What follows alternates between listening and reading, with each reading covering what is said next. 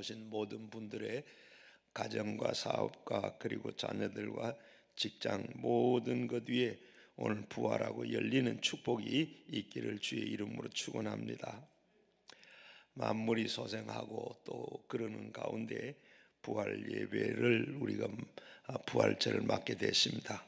오늘 우리 모두 큰 은혜가 있기를 바라고 소원하는 것에 다 이루어지기를 원합니다. 지금으로부터 한 2000년 전에 예수님께서 십자가에 달려서 죽으셨습니다. 죽으신 예수님께서 바로 부활을 하셨죠. 그런데 3일 만에 부활하셨는데 그때 예수님께서 십자가에 못 박아 죽은 원수들은 예수님을 십자가에 못 박아 놔놓고 그들은 참 쾌재를 불렀습니다. 왜냐하면 그러면 그렇지 예수가 무슨 하나님의 아들이냐, 뭐가 그렇게 그가 자기가 구세주가 되냐, 그렇게 맥없이 죽으면서 뭔 그렇게 큰 소리를 쳤느냐 하고 아마 쾌재를 불렀을 겁니다. 그리고 거기에 제자들은 다 도망가 버렸고, 그리고 따르는 사람들은 또 다 어디론지 다 가버렸고, 그리고 소수의 사람 몇 사람만 예수님의 장례를 치렀습니다. 그 후에 3일 만에 막달라 마리아와 몇 여인들이 예수님의 시신에 향품을 바르기 위해서 새벽 미명에 예수님 무덤을 찾아갔습니다. 찾아가면서 이들은 걱정이 거리가 생겼어요. 왜? 예수 무덤 앞에는 큰 돌로 막아놨는데 그걸 여인들로서는 움직일 수 없습니다. 어떻게 문을 열어야 되는데 혹시나 지키는 사람들에게 사정을 하면 열어주려는가. 그리고 가운데 놀라운 일이 벌어졌습니다. 놀라운 일이 벌어졌는데 이미 돌문은 다 치워져 버렸고 천사가 돌문을 이렇게 다 치워버렸습니다. 그리고 그 천사는 돌문 위에 올라앉아 있습니다. 그의 그 모습이 마치 번개같이 빛이 나고 있습니다. 그런데 그 지키는 사람들은 그 빛에 혼비박산이 돼가지고 다 도망을 쳐버리고 말았습니다. 깜짝 놀란 여인들에게 천사가 뭐라고 말했습니까? 마태복음 25장 5절 6절에 보면 너희는 무서워하지 말아라. 너희들이 십자가에 못 박아서 죽으신 그 예수를 찾는 줄로 내가 안다. 그분은 벌써 이곳에 계시지 아니하고 말씀하신 대로 살아나셨다. 와서 여기에 누워있던 곳을 한번 봐라. 그리고 무슨 말입니까? 예수님은 부활하셨고 이제 그 무덤은 빈 무덤이 돼 있다. 예수님의 무덤은 빈 무덤이 됐습니다. 인도에서 사역을 하던 미국의 스탠리 존슨 선교사가 인도의 컬커타에서 복음을 전하고 있었어요. 그런데 어떤 이 모슬렘 한 교도가 퉁명스럽게 여보시오, 우리 마호메트는 실제 인물입니다. 그의 무덤은 메카에 가면 무덤이 있습니다. 그런데 당신이 전하는 예수는 무덤이 없습니다. 그래서 이 존스 선교사는 때는 이때다. 그래요. 사실은 예수님은 무덤이 있습니다. 그런데 그 무덤은 텅 비어 있습니다. 왜냐하면 죽었다가 살아나셨기 때문입니다. 이 말에 아무런 말도 하지 못하고 가버렸다고 그럽니다.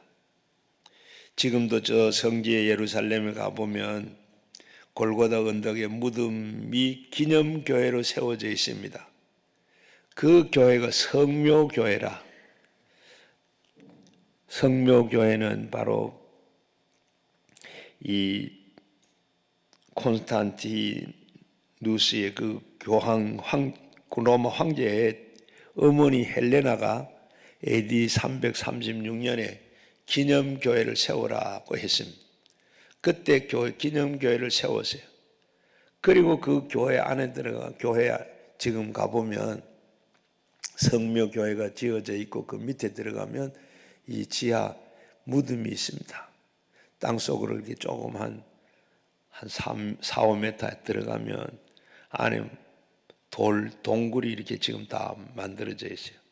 그리고 그 안에 예수님 무덤이 있습니다. 무덤이 비어 있어요. 저도 몇 차례 가서 봤는데 거기에 돌 무덤이 되고 예수님 무덤 비어 있습니다. 텅 빈 이 빈 무덤. 그래서 흔히 우리 기독교를 가리켜서 빈 무덤 종교라고도 말합니다. 그러면 빈 무덤은 진실이 무엇입니까? 빈 무덤은 예수님이 하나님의 아들이요 구세주라는 사실을 이렇게 물증하는 것이 빈 무덤입니다. 자, 우리 예수님의 부활을 체험한 사람들이 성경에 보면 소개를 하고 있어요. 예수님이 부활하셨는데 죄송합니다. 이게 생전 이런 감기 제가 목을 한 평생 들이 목이 내 목소리가 알 땐 처음인데 목을 씌어보거나 한 일 없는데 이번에 어떻게 감기가 와가지고 지난 금요일부터 이제 힘들었는데 오늘 좀 낫긴 한데 이 목소리가 이렇게 부담드려 죄송해요. 그래서 예수님이 부활하시는 것을 제자들이 여러 곳에서 부활하시고 난 다음에 나타나셨어요. 40일 동안 예수님께서 10번 이렇게 나타나셔서 내가 부활했다는 것을 이렇게 제자들과 여러 사람들에게 보여주었습니다. 그리고 이 예수님께서는 사흘 만에 부활하셨는데 그것을 간접적으로 우리에게 보여주고 있는 성경에 보면 예수님의 부활을 이렇게 눈으로 보고 또 음성으로 듣고 같이 손을 만져보고 또 함께 식사도 나누고 이렇게 체험한 것을 감각적으로 우리에게 이렇게 전해주고 또 그것을 우리는 또 예수님의 부활을 이렇게 경험을 하게 되는 겁니다. 예수님은 무덤을 들어간 지 사흘 되던 날 안식일 날 첫날 아침에 여인들이 그리스도의 몸에 향유를 바르기 위해서 예수님 무덤을 찾아갔습니다. 그런데 제일 무덤에 돌을 옮겨놓고 지키던 천사가 지키던 사람은 다 도망가고 또 천사가 빛나는 그 영광의 옷을 입고 돌 위에 앉아있는 그 천사 그리스도가 부활하셨고 갈릴리로 제자들을 가면 만날 것이다. 그러면 빨리 가라고 전달해라. 이 여인들은 참 놀라서 기뻐서 그 소리를 듣고 제자들에게 막 달려갑니다. 그리고 빨리 달려가서 마태복음 28장 25절 이하에 보게 되면 제자들에게 막 달려가 베드로 요한을 가서 찾아 만나고 제일 먼저 예수님 부활하셨다고 그리고 부활하시고 무덤은 비있다. 그리고 빨리 저 갈릴리로 예수님이 가셨는데 거기 가면 주님을 만날 것이다. 그 베드로 요한은 그 말을 듣고 예수님 무덤으로 달려왔습니다. 그러와서 역시 보니까 예수님 무덤은 비어있고 그리고 예수님은 아니 계시고 수위만 켜져 있었습니다. 그리고 또 막달라 마리아가 뛰어와서 베드로에게 이렇게 전하고 그 무덤이 비어있고 수위만 이렇게 챙겨져 있는데 그 막달라 마리아 무덤 앞에서 앉아서 또 막달라 마리아는 울면서 말을 합니다. 예수님이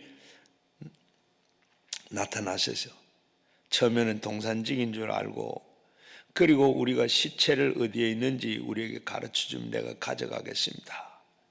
그렇게 울부짖고 하는데 마리아야 하는 소리를 듣게 돼.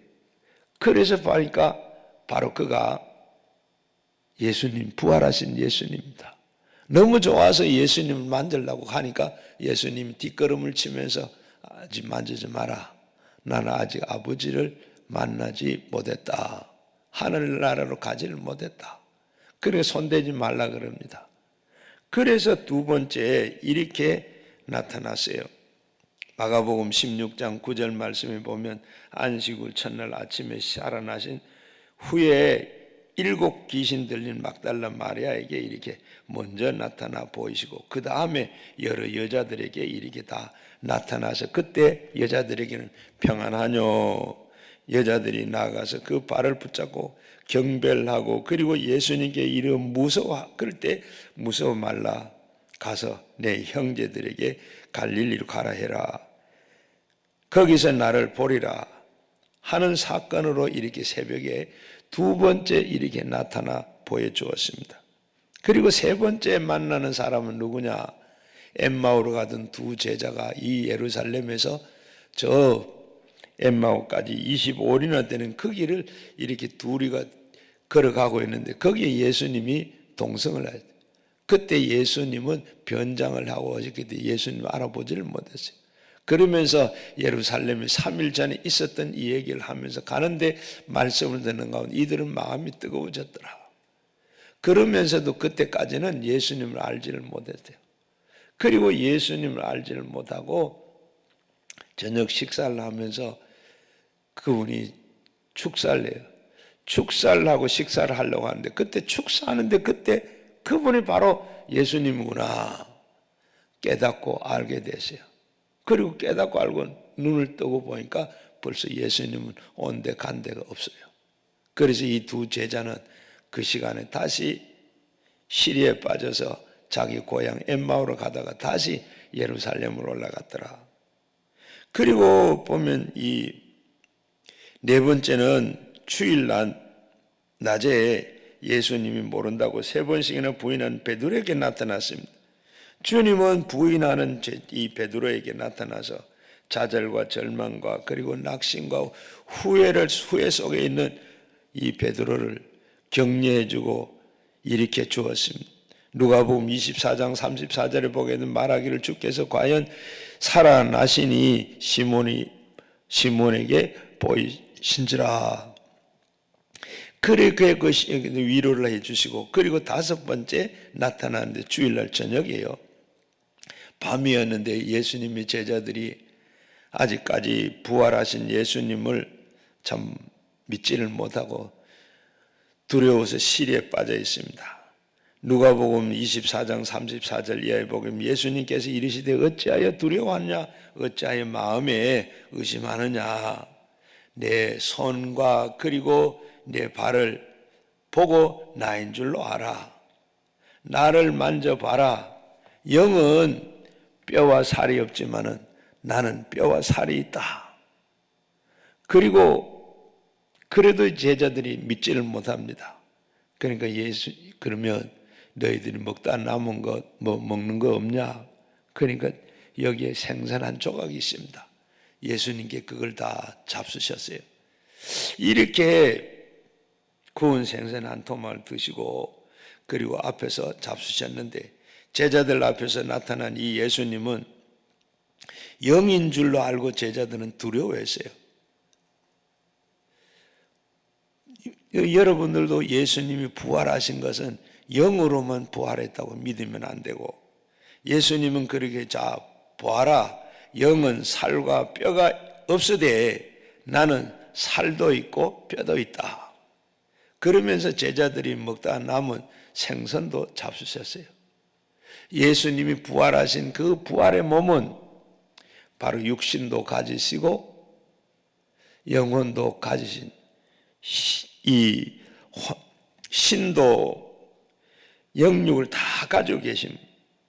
부활하신 예수님은 영만 부활한 것이 아니고 육신도 함께 부활해서 가지고 부활할 몸을 가지고, 그래서 육이 있기 때문에 먹잖아요. 부활한 몸은 먹기도 하고 또 영도 혼도 다 부활을 하게 됩니다. 그리고 6번째 보면 한 주간 후에 도마와 함께 10 제자들에게 나타났어요. 왜냐하면 한 주 전에 도마가 예수님이 나타났다고 했을 때 도마는 어떻게 11 제자들 중에 도마가 없는 10명이 아까 밤에 저녁에 만났다 그랬잖아요. 주일날 밤에 만나서 그때는 거기에 도마는 없었어요. 그리고 제자들이 다 예수님, 부활하신 예수님을 만났다. 그러니까 도마가 그 다음에 뭐라고 말했는가 하면 나는 예수님의 그 창자국과 그리고 못자국을 손가락으로 넣어봐야 내가 믿겠다. 그렇게 했더니 예수님께서 도마가 있는 11 제자 가운데 나타나셔서 도마를 부르십니다. 도마야, 네가 내 못자국에 손을 넣어봐라. 그리고 내 창자국에 손을 넣어봐라. 그러니까 이 도마는 그냥 놀라고, 그리고 이 도마는 참 탐복을 합니다. 그러면서 나의 주, 나의 하나님이시다라고 그렇게 고백을 합니다. 그때 예수님께서 뭐라고 말해요? 본 걸로 믿는 자가 아니라 보지 않고 믿는 자가 되라고 말씀했어요. 꼭 우리는 보고 믿는 자가 아니라 우리는 보지 않고 믿는 자인데 이런 자가 복이 있다. 이 도마에게 말했어요. 오늘 우리가 다 부활하신 예수님을 믿는 자들은 참 보지 않고 믿는 자에게 복이 있는 자인 줄로 믿습니다. 그리고 7번째는 갈릴리 호수에서 이른 아침에 나타난 예수님. 요한복음 21장에 보게 되면 21장 4절 이하에 보게 되면 새벽에 베드로의 제자들이 7 제자들이 디베랴 바닷가에서 고기를 잡습니다. 고기를 잡고 있는데 예수님께서 새벽에 나타나셨어요. 그러면서 얘들아 고기 잡았니? 고기 있느냐? 하니까 예, 없습니다. 그때 예수님께서 말씀하신 게 그물을 배 오른쪽에 던져라. 던졌더니 어떻게 됐어요? 155마리, 153마리 큰 고기가 잡히더라. 고기를 다 잡아. 그때 오른편에 던져라. 예수님께서는 그 제자들은 전에 그물을 깊은 데가 던져라. 그게 생각이 나서 주님이신 줄로 금세 알아봤어요. 그리고 예수님께서 밖에서 조반을 다 준비하시고 그리고 이렇게 나와서 조반을 함께 들면서 그때 베드로의 신앙을 다시 회복시킵니다. 뭐라 그래요? 네가 나를 사랑하느냐? 네가 이들보다 더 사랑하느냐? 여기 이 사람들보다 더 나를 사랑하느냐? 예수님께서 그렇게 물었죠. 3번 부인한 그 베드로에게 3번 예수님께서 그렇게 물어서 다시 베드로의 신앙을 회복시켜 줍니다. 그리고 8번째는 갈릴리 산 위에 올라가서 지상 명령을 내리세요. 마태복음 28장 16절 이하에 보게 되면 11 제자들이 갈릴리에서 가서 예수님이 지시한 산으로 오르서 예수님께서 경배 안에 아직도 의심하는 사람들이 있더라. 예수님께서 나와서 그들에게 말씀하시고 하늘과 땅의 모든 권세를 내가 주었으니 그러므로 너희는 가서 모든 민족을 제자로 삼고 아버지와 아들과 성령의 이름으로 세례를 주라. 내가 분배한 모든 것을 지켜 가르치고 그리고 세상 끝날까지 내가 너희와 함께 하겠다.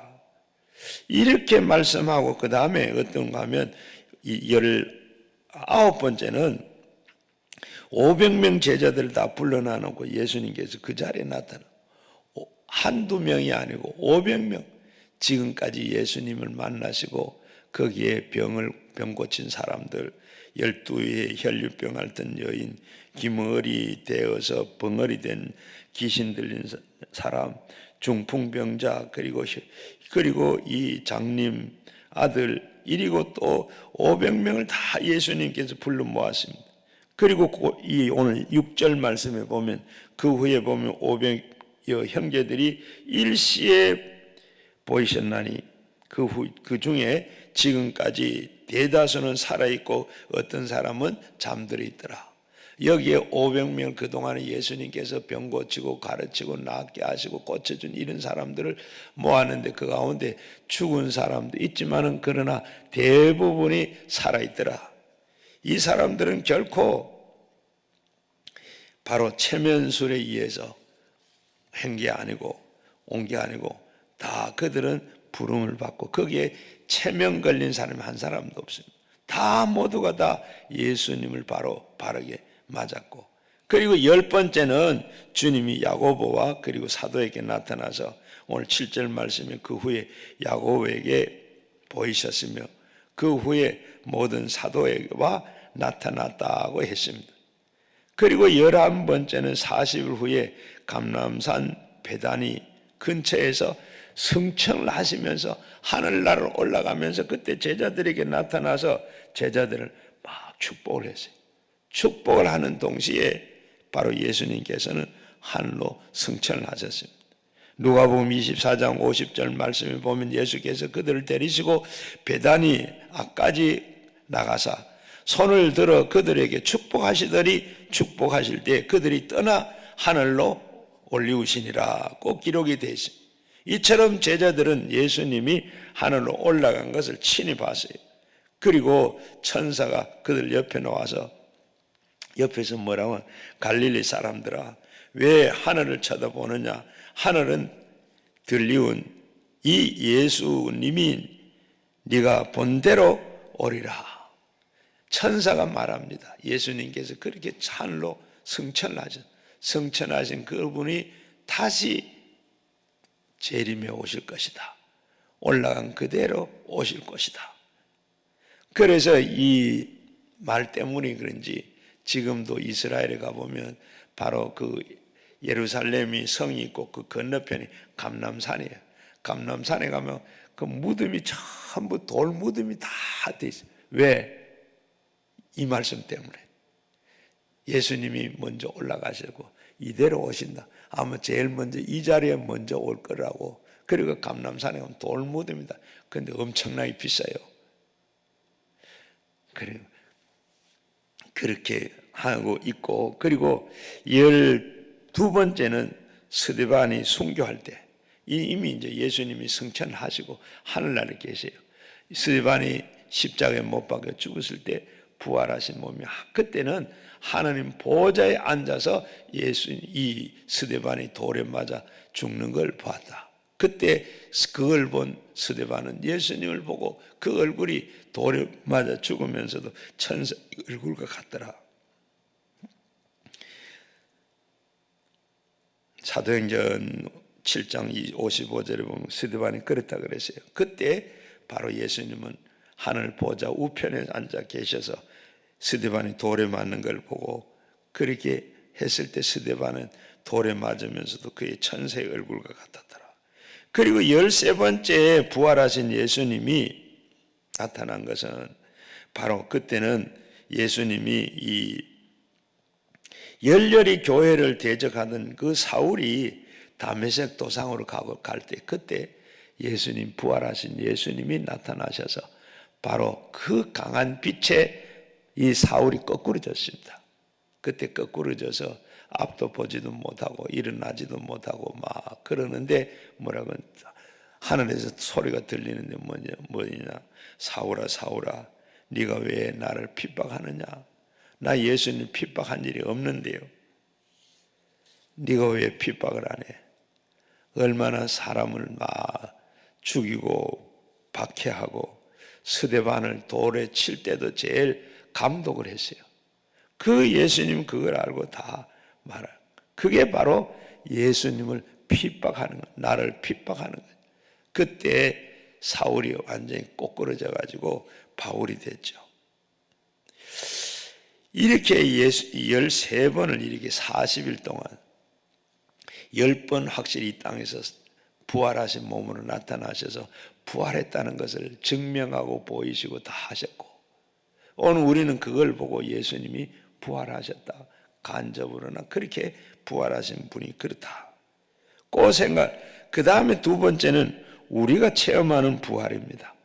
부활절을 맞았는데 우리는 해마다 이때가 되면 부활절을 맞았습니다.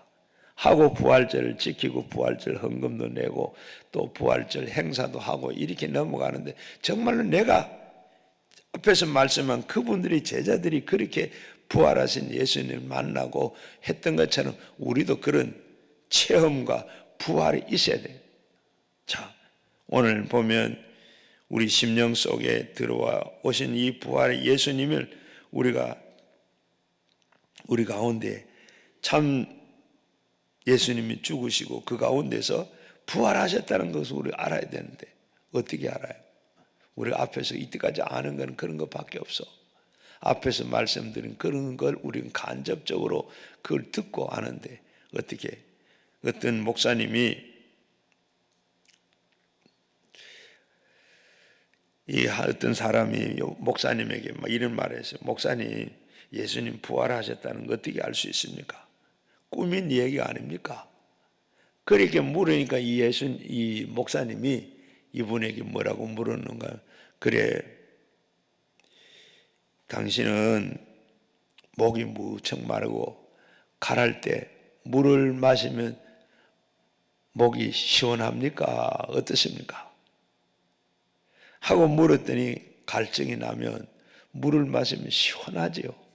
그러면 그걸 한번 설명을 한번 해보라 그랬습니다. 그러니까 물을 마시면 구체적으로 대답은 다 설명할 수 없지만 물을 먹으면 참 시원합니다. 구체적으로 내가 갈증을 났을 때 물을 마시면 시원한데, 시원한 걸 느끼지만 그걸 어떻게 그렇게 설명을 하지를 못합니다. 마찬가지로 예수님이 부활한 것도 마찬가지입니다. 우리가 예수님 부활한 건 막연하게 그냥 믿는 게 아니고, 그 예수님 부활하는 걸 내가 그렇게 인정하고 믿고 하면 우리 마음, 물을 마실 때 우리 마음이 시원한 것처럼 그분이 우리 마음속에 설명을 할 수는 없지만, 그러나 놀라운 은혜가, 부활의 역사가 우리 생 속에 나타나게 되는 것입니다. 아무리 잔설이 많고 그래도 꽃샘 추위가 오고 그런데도 저 양지 쪽에는 쑥이 나고, 그리고 개나리가 망우리가 지고 꽃이 망우리가 지고 망우리가 피고 생기고, 그러는 걸 보면 어떻게, 봄이 오는구나 이렇게 느낄 수 있는 것처럼 우리가 이때 되면 부활하셨다 하면 정말로 예수님 부활한 것 같이 내 속에, 내 삶 속에 그분이 이렇게 같이 하는 걸 느낄 수 있어서 그걸 부활을 알게 되는 거예요.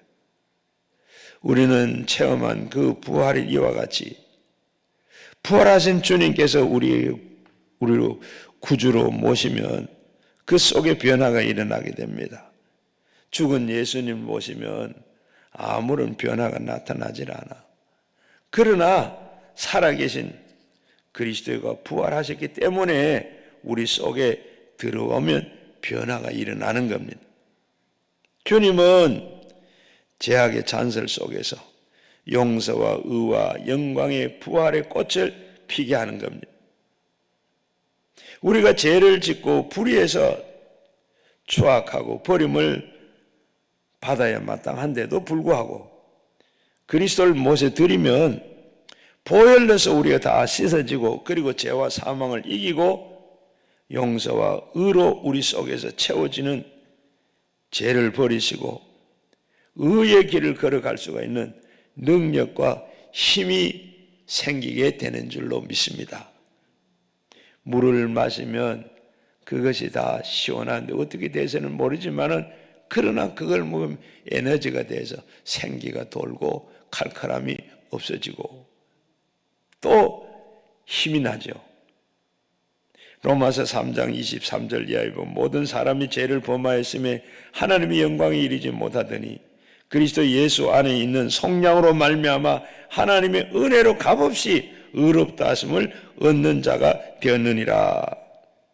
값없이 용서와 의로움을 얻은 은혜로운 은혜가 우리 속에 역사하기 시작을 합니다. 부활하신 그리스도께서 우리 속에 나타나셨기 때문입니다. 마귀와 세상을 가득한 이곳에 성령 충만함과 성결의 부활의 꽃을 피게 되는 겁니다. 우리에는 힘으로 마귀와 세상을 이길 수 없지만 성령이 우리와 함께 하시면 세상을 이기고 또 그리고 우리가 성결하게 살 수 있는, 그럼에도 불구하고 그리스도를 모시면 마귀를 쫓아내고 세상이 물러가는 성결의 꽃을 우리가 피게 되고 생각과 말의 행동이 변화로 다가오게 되는 줄로 믿습니다. 바울은 변하는 것이, 변화의 역사가 바로 부활을 통해서라고 했습니다. 성령이 오시면 눈이 열려지고 귀가 열려지고 마음에 깨달음이 있고 그리스도가 하나님의 아버지라고 우리는 믿어지는 것입니다. 이사야서 53장 5절 이하에 보게 되면 그가 찔림으로 우리가 허물을 때문이고 그가 상함은 우리의 죄악 때문이고 그가 징계를 받는 것은 우리가 평화를 누리는 것이라. 그가 채찍에 맞음으로 우리가 나음을 받았다. 치료는 예수 그리스도의 부활의 은혜로서 우리에게 나타나는 겁니다. 사도행전 10장 38절에도 보게 되면 하나님은 나사렛 예수님께서 성령과 능력으로 기름 붓게 하셨으며 그가 두루 다니시며 선한 일을 행하시고 마귀에게 눌린 자들을 다 고치셨으니 이는 하나님이 함께 하셨습니다. 우리가 병든 사람, 눌린 사람 쫓아내고 이길 수 있는 것은 성령이 우리와 함께 하실 때 할 수가 있다고 그랬습니다. 예수님의 부활의 능력은 우리가 치료의 위대한 힘으로 나타나 마귀를 쫓아내고 질병을 멸시하고 치료해서 건강함을 얻게 되는 줄로 믿습니다.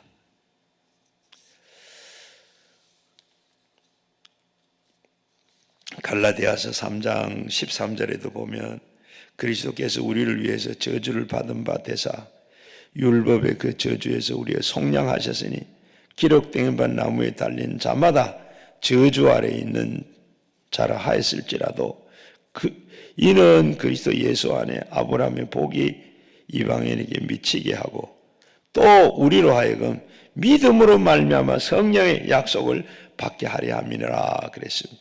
하나님 우리 약속은 부활하신 예수님께서 우리 속에 들어오셔서 역사를 이루게 되는 줄로 믿습니다. 고린도후서 8장 9절에 우리 주 예수 그리스도의 은혜로 너희로 알거니와 부요하신 이로서는 너희를 위하여 가난하게 되심은 그가 가나안으로 말미암아 우리를 다 부요하게 하셨다. 예수님께서 우리를 부요하게 하기 위해서 가난하게 오셨습니다. 가난하게 오셔서 예수님께서는 가난하게 사셨습니다. 왜? 우리를 부요하게 하기 위해서. 그는 오신 것은 우리의 생명을, 그리고 우리를 생명을 더욱더 풍성케 하시기 위해서 오셨다고 했습니다. 예수님께서 이르시되 나는 부활이요 생명이니 나로 말미암 정고는 죽은 자도 살겠고 무릇 살아서 남은 자는 영원히 죽지 아니할 것이라고 네가 믿느냐고 했습니다. 첫 번째 아담이 가져온 그 죄악에 그리고 세속의 질병과 저주에서 죽음 속에 마지막 아담인 예수는 부활의 생명을 꽃피게 하시려고 오셨고 그래서 그것을 내가 믿느냐. 고린도후서 5장 17절에는 그런즉 누구든지 그리스도 안에 있으면 새로운 피조물이라 이전 것은 지나갔으니 보라 새 것이 되었다. 오늘 우리는 그리스도 안에서 옛사람은 십자가에 다 못 박아 죽이고 장사 지낸 바 되어 그리스도 안에서 부활하게 됩니다. 바로 성령으로 말미암아 죄를 이기고 의를 부활시켜서 마귀의 세속을 이기고 성결의 부활시켜서 치료와 고통에서 모든 건강이 부활되고 그리고 가난을 이기고 아브라함의 복의 부활로 나타나게 되는 줄로 믿습니다. 그리고 세 번째 예수님의 재림과 우리의 영원한 부활입니다. 이때까지 말씀드린 예수님의 그 부활은 그대로 끝나면 안 됩니다. 그 다음에 뭐가 있느냐? 우리가 영원한 부활. 예수님이 재림입니다. 영원한 부활이 우리에게 다가오고 있습니다. 전인적인 부활을 우리는 체험해야 됩니다. 우리가 지금 예수 믿고 부활하는 것은 전인적인 부활이 아닙니다. 영은 구원을 받았는데 육신은 구원받지를 못했습니다. 언제 우리가 그러면 완전한 부활을 얻느냐? 완전한 부활을, 전인적인 부활을 이루느냐? 자, 오늘 이 50절, 54절까지 한번 다 같이 한번 읽어보겠습니다. 50절에서 54절까지 형제들아, 내가 이것을 말하노니 혈과 육은 하나님 나라를 이어받을 수 없고 또 썩을 것은 썩지 아니한 것으로 유업을 받지 못하리니라. 보라, 내가 너에게 비밀을 말하노니 우리가 다 잠잘 것이 아니요 마지막 날의 순식간에 호련히 다 변하리니 나팔 소리가 남에 죽은 자들이 썩지 아니할 것이므로 다시 살아나고 우리도 변화하리니 이 썩은 것이 반드시 썩지 아니할 것을 입겠고 이 죽은 것이 죽지 아니함을 입으리라. 썩은 것은 썩지 아니함을 입고 죽은 것은 죽지 아니함으로 입을 때에는 사망을 삼키고 이기리라고 기록된 말씀을 이루어지리라. 자, 우리가 다시 한번 보면 형제들아, 내가 이것을 말하노니 혈과 육은 하나님 나라를 이어받을 수 없고, 혈과 육이 뭡니까?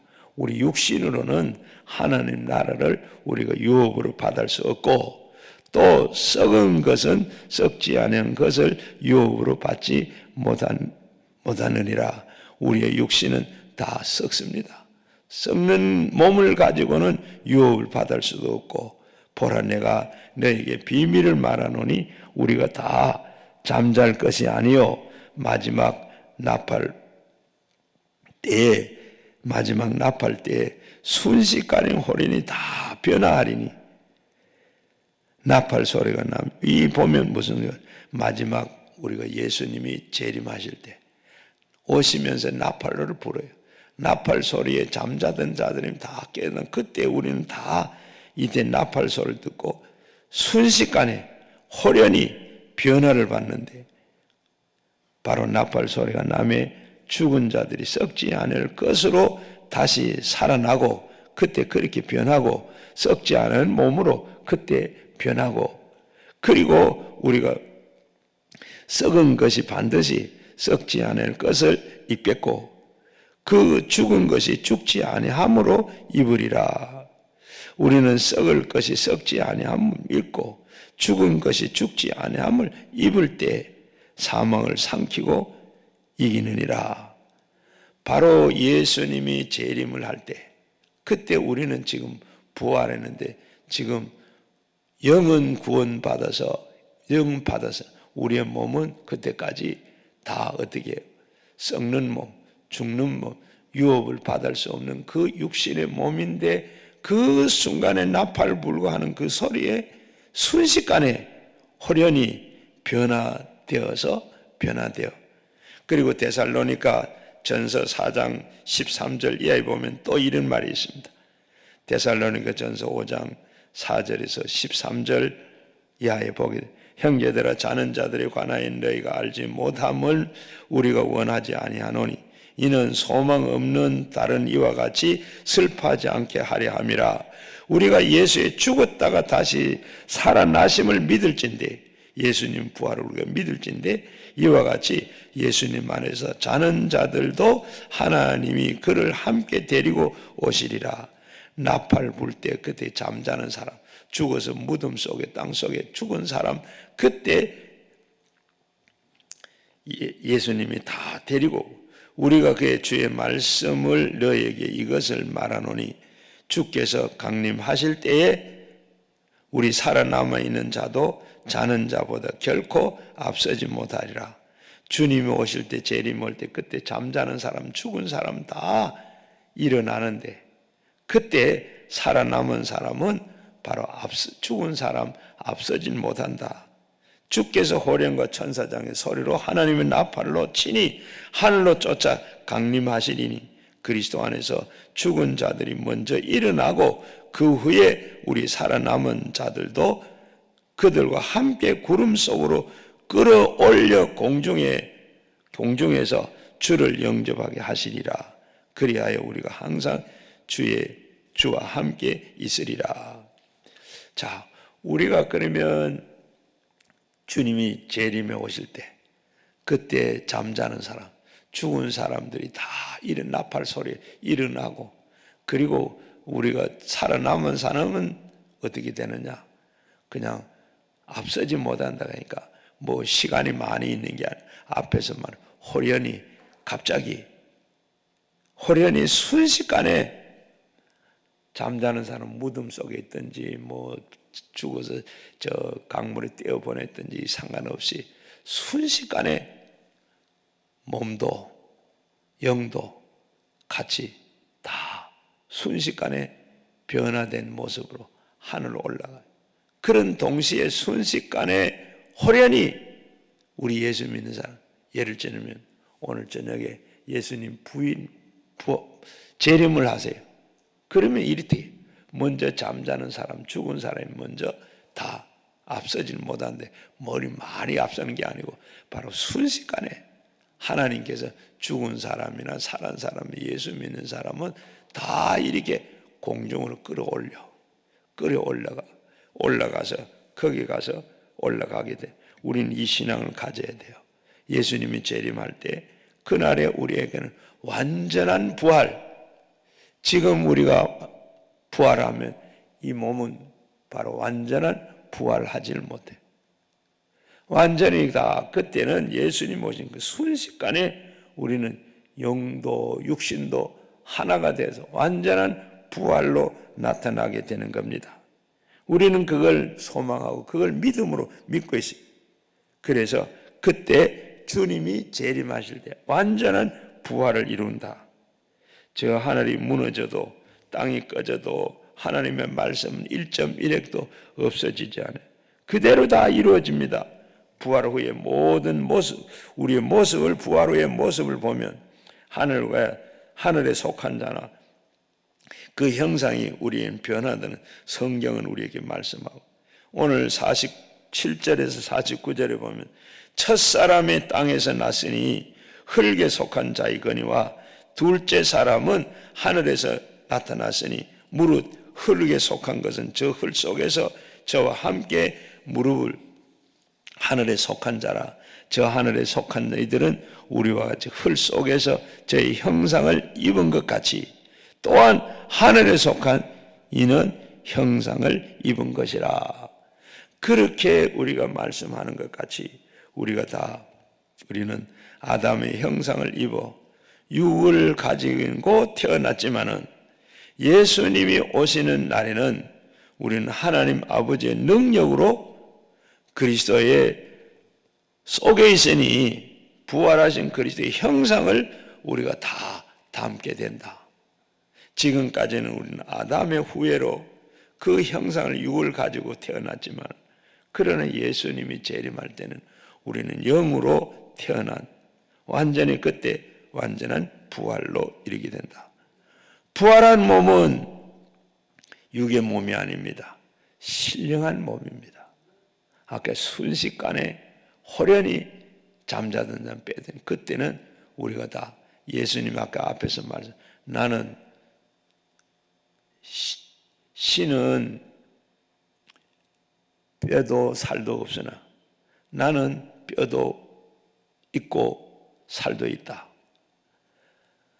하신 것처럼 우리는 그때 육도 영도 다 가지지만 신령한 몸으로 다 우리가 변화된다는.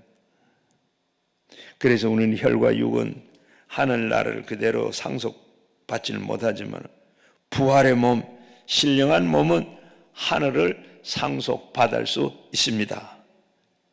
고린도 오늘 41절 한번, 자 41절 중요한데 41절 한번 읽어보겠습니다. 해의 영광도 다르며 달의 영광도 다르며 별의 영광도 다른데 별과 별의 영광이 다르도다 했어요. 무슨 말이죠?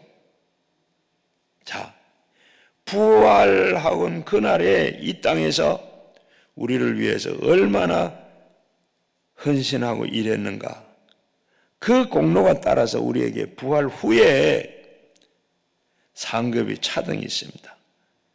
읽은 말씀처럼 이런 차등이 있어요. 어떤 사람은 해와 같이 빛나고 어떤 사람은 달과 같이 빛나고 밝으며 다른 사람은 별의 영광을 갖게 되나 별과 별의 영광이 다른 것처럼 천차만별로 우리가 완전한 부활했을 때 하늘나라에 갔을 때 상급이 이렇게 다르다는 거예요. 하늘나라 가면 똑같이 가서 하늘나라에 사는 게 아니고 같이 하되 이런 상급이 있다. 그렇기 때문에 우리는 그리스도를 위해서 이 땅에 사는 동안에 힘써서 일하면 그 일한 보람을 언제 찾게 되느냐? 부활의 날에 하나도 남김없이 그대로 다 나타나게 되는 겁니다. 부활에 참여하는 성도는 영화로운 그 삶이 형언할 수 없을 것입니다. 우리는 지금 육을 쓰고 흙 속에서 벌레처럼 이렇게 생활하고 있지만 부활의 날에는 일제히 우리는 그리스도로 인해서 영광의 모습으로 다 변화를 받습니다. 하나님을 만드신 새하늘과 새 땅에서 새 예루살렘에서 아픔도 슬픔도 이별도 탄식도 구하는 것이나 앓는 것이나 다 사라지고 아버지가 준비해 놓은 그 생명수 샘물을 마시면서 주의 영광 가운데 영원한 찬미를 하면서 살게 될 것입니다. 이것이 우리에게 소망이죠. 우리가 이 땅에서 사는 것, 부활한 몸은 우리가 해서 사는 게 하나님께서 이루어 놓은 그 나라에서 하나님께 주신 것 그대로 먹고 마시고 또 안 마시고 하나님 그대로 하나님께서 우리에게 주신 그 준비해 놓은 생명수 샘에서 그 물 마시면서 영원히 목마르지 아니하고 풍성하게 살게 될 줄로 믿습니다. 사흘 만에 부활을 하셔서 우리의 사망 권세를 이기신 우리 주님이 우리에게 부활에 참여하여 영원한 하나님 나라에 살게 되도록 그렇게 하실 것입니다. 이것이 바로 부활절의 메시지입니다. 우리가 장차 얻을 그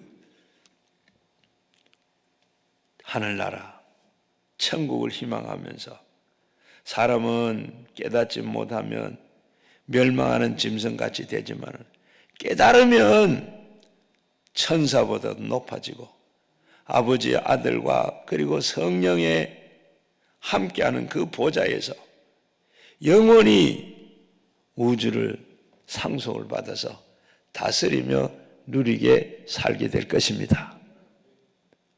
자, 그러면 우리가 어떻게 살아야 그렇게 되겠습니까? 제일 먼저는 하나님의 부활의 신앙이라는 것은 주님에 대한 사랑의 고백입니다. 아까 앞에서 나타났던 그 요한복음 21장 베드로에게 사명을 준 그때 예수님 뭐라고 물었어요? 이 사람보다 이들보다 나를 더 사랑하느냐? 거기에 제자들 가운데 서로 그 제자들 보면서 이 사람들 가운데 보다 나를 더 사랑하느냐?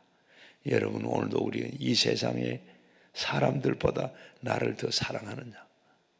그 다음에 이것들보다 더 사랑하느냐?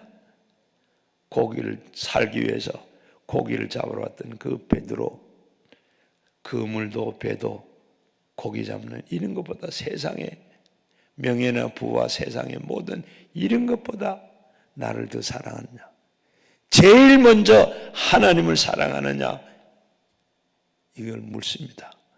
하나님 제일 주의로, 뭐니 뭘 해도 하나님 제일 주의로 하나님을 사랑합니다. 막달라 마리아는 7 귀신이 들려 예수님이 고쳐주었어요. 그게 고마워서 일평생 주를 위해서 마지막 그는 예수님이 가지고 있는 나드 향유 하나를 깨서 예수님 발에 붓고 그 머리털로 예수님 발을 씻어드렸어요. 그때 뭐라 그랬어요? 가룟 유다는 왜 비싼 향유를 이렇게 허비하느냐? 가난한 사람들에게 나누어 주지. 이 막달라 마리아는 그 향유 시집 가려고 자기 전 재산입니다. 그것도 아끼지 않고 예수님이 이제 돌아가실 것으로 발에다가 부었어요. 그때 예수님께서는 뭐라 그래요? 바로 장례를 준비했다고 했어요. 이렇게 가장 귀한 거 나드 향유를 예수님 발에 붓던 것처럼 이렇게 너도 사랑하느냐? 나를 이렇게 사랑하는 이제 부활 신앙 앞으로 앞에서 말씀드리고 우리가 천국에 소망하고 하면 이런 예수님을 제일 사랑하는 이런 마음으로 살아요. 그 다음에는 성령의 인도를 따라서 사는 삶입니다. 이때까지는 내가 주장이 되고 내 주황, 내 생각, 내 경험, 내게 다 이렇게 살았으나 아니라 이제는 성령이 나를 이렇게 저렇게 살아라고 인도하시면 성령 따라 성령에 다 맡기고 날마다 성령의 인도함 따라 성령이 주도하는 그런 삶을 살아드려야 돼요. 그리고 세 번째는 사명을 위해서 생명을 바치는 일. 사명. 하나님께서 우리 각자에게 다 사명을 주셨어요. 그냥 태어난 사람 아무도 없고 그 사명이 있는데 그 사명 여러분 알든지 모르든지 그 사명을 알아서 그 사명을 쫓아 살아가야 돼요. 오늘도 성경에 보게 되면 요한복음 21장 22절을 보면 요한과 그리고 베드로를 가리켜서 주여 이 사람들은 어떻게 되겠사옵나이까? 요한은 장자 어떻게 되느냐?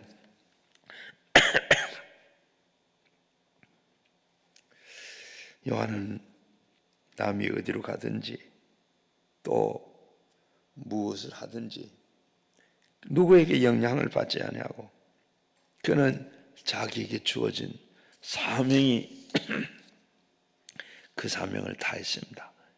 그리고 요한복음 21장 18절에 보면 네가 젊어서는 스스로 띠뛰고 원하는 곳으로 다니거니와 늙어서는 내 팔을 벌리리니 남이 네게 띠띠우고 원하지 아니하는 곳을 데리고 가리라고 했습니다.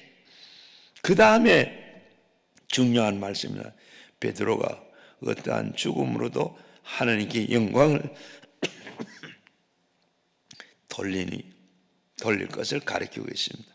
이 말씀이 뭐는가 하면 젊었을 때는 띠뛰고 그리고 스스로 띠뛰고 다녔으나 늙어서는 내 팔로 벌리리니 남이 네게 띠뛰우고 원하지 아니하는 곳으로 데려가리라.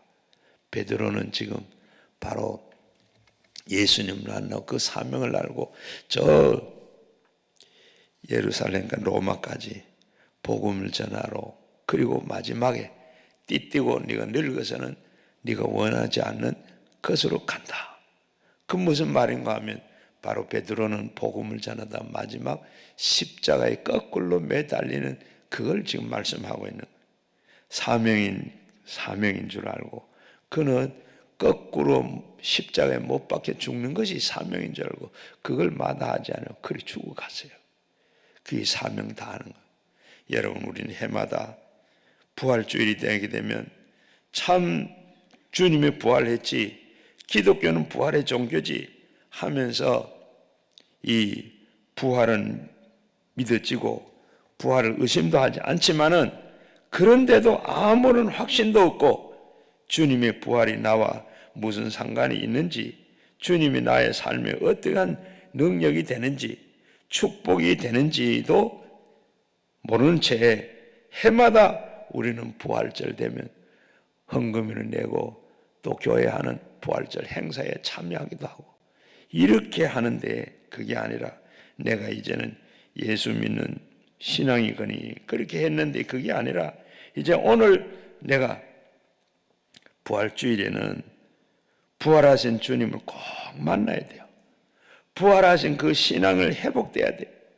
그 신앙 가지고 우리가 이 땅에서 살 때 참 하나님께서 원하시는 바대로 사명을 다하고 주님을 사랑하고 주님 앞에 또 사랑할 뿐만 아니라 우리는 다 참 성령의 인도함 따라 하나님 죽도록 순종하고 따라가는 그런 삶이 되어야 할 줄로 믿습니다.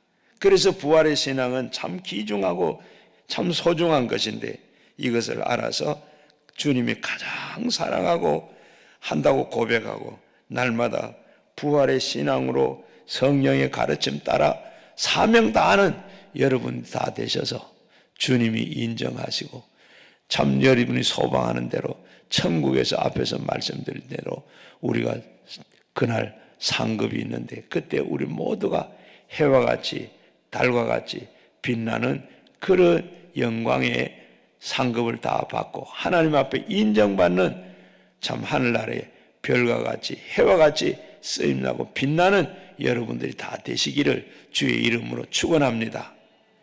기도하시겠습니다. 우리 말씀을 생각하며 가지고 나온 기도 제목으로 하나님 앞에 우리 다 기도 드리겠습니다. 주여